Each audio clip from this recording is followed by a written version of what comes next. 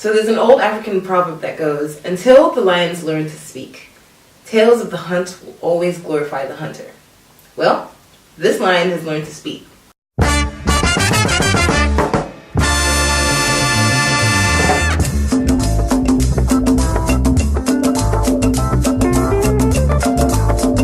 Hi, I'm Nana, and welcome to my channel. If you're new here, please hit that subscribe button, and if you're not, how you doing? I missed you. Welcome back. So I was talking to one of my friends about the future and just telling her about everything that I wanted to do. Like, you know, I was raving. I remember I got so passionate, and I was just saying like, oh, when I start my media company, the way people will view Africans, they won't even understand. Like, they'll see, it will change the narrative completely. Blah, blah, blah, blah. I was just going hard, right? She stopped me and she was like, yeah, that's great, but at the end of the day, does it really matter? Does the way we're represented in the media really have much of an impact? You know, at the end of the day, we as Africans know it's not true, so that should be enough for us. I really had to stop and think, you know, about why I care so much about, you know, the portrayal of Africans in the media. And for me, it boils down to a simple issue. The story that is out there is not the complete story. For so long, people in the West especially have been fed this sort of narrative that Africans are poor, war-stricken, disease-ravaged people who cannot really help themselves. It sort of makes it hard to identify Africans as actual human beings with complex and meaningful lives. And it's strange because I feel like a lot of Westerners sort of only engage with Africa to help us, you know.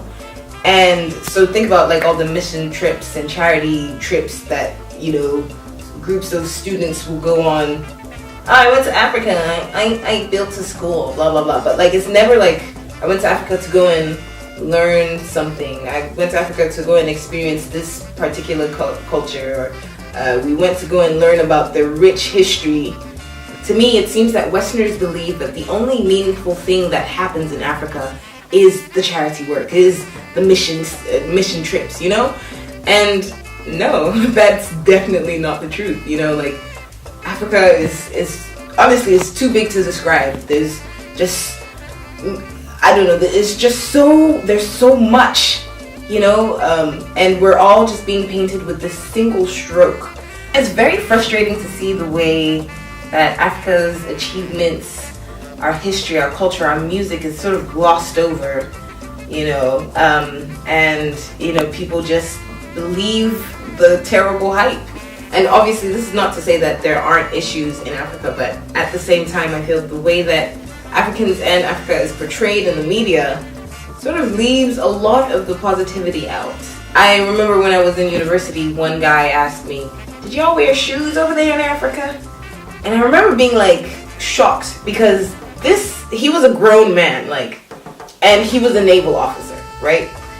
And so in my head, I was just thinking like, maybe this is a joke, but he was serious. He really thought, he was like, oh, like, you know, he kept asking questions like, oh, how did it feel like to wear shoes for the first time?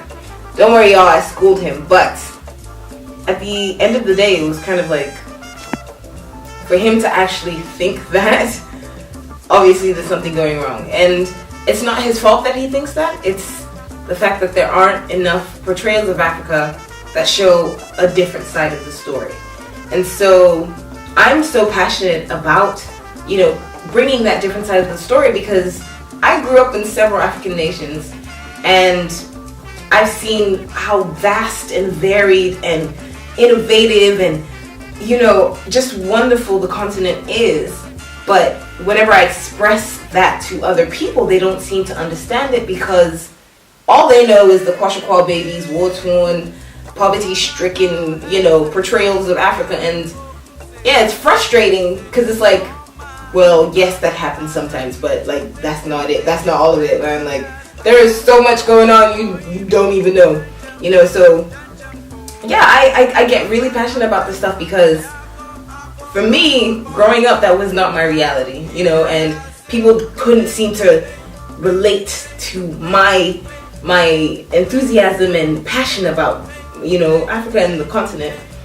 because of what they'd seen. Obviously, there's things for us to work on and we have a long way to go, but you know, there's so much that is not being told, so much positivity, so much innovation, creation, culture, history that has sort of just been like glossed over because people have this single idea of the continent, and it's really not that. I will continue to go so hard telling African stories because I believe that the ability to represent yourself is powerful. You know, the ability to offer a lens into your experience and culture is necessary because it allows other people to relate to you on a human level. My hope is that we are able to portray the humanity of our experiences through these stories. So let me know what you guys think in the comments. How do you feel about the way Africans and other minority groups are portrayed in the media? Yeah, I'd love to hear your thoughts and opinions. And thank you so much for joining me on day 1 of my week of words. I hope you guys stay tuned for the rest of the week. We're about to have some interesting, uplifting conversation, so stay tuned. And until next time, peace, love, and prosperity. Bye!